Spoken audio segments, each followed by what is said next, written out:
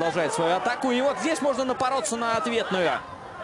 И побежали вперед футболисты нефтехимика. Нужно бежать вперед и ускоряться.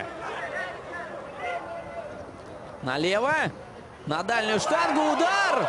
И добивать не потребовалось. Вахит Арсахедов у нас забивает гол. Ну вот и все. Вот как просто, друзья. Одна атака, один прорыв.